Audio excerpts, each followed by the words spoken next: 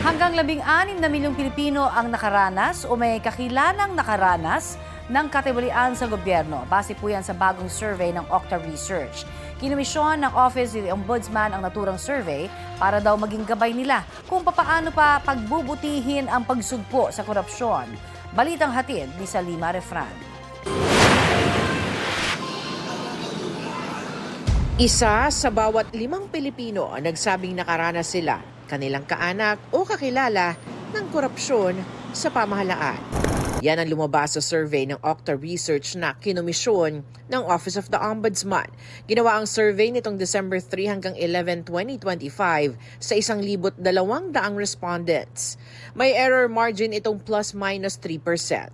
Nakita rin sa 20% ng mga respondent na yan, 7% lang ang nagsabing inireport nila ang nasaksihan o naranasang korupsyon. When you say 20%, that's around 15 to 16 million Filipinos. That's a lot of people. Okay? And these are those who are courageous enough to say that they experience corruption. But of that, only 7% actually report it. So we have a problem here. People experience it, but there's a very few channels, okay, for them. Very few of them report it, and there are very few channels for reporting corruption. Sa kaparehong survey, 86% ng mga respondents ang nagsabing very difficult o kaya'y difficult o mahirap ang makakuha ng serbisyo ng gobyerno nang walang kapalit na suhol. Pagdating naman sa confidence o tiwala sa otoridad, 14% ang naniniwala o lubos na naniniwalang mabilis sa kikilos ang otoridad laban sa korupsyon. 61% ang nagsabing naniniwala naman silang aaksyon ng gobyerno, habang 22% ang nagsabing hindi sila naniniwalang aaksyonan ito ng mga otoridad. Ayon sa Office of the Ombudsman, kinomisyon nila ang survey para makita ang mga dapat nilang pagtuunan ng pansin.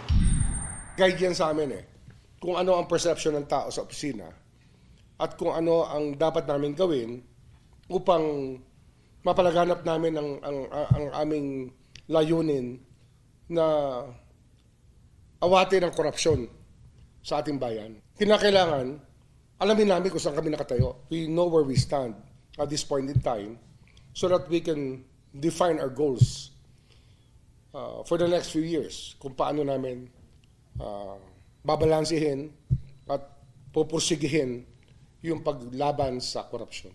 Bahagi ang presentasyon ng survey sa ginagawa ngayong strategic planning session ng Office of the Ombudsman sa Baguio City.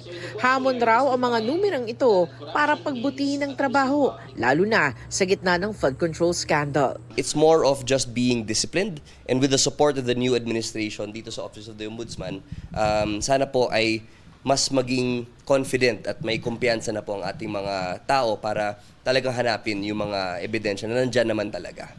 Salima Refran, nagbabalita para sa GMA Integrated News.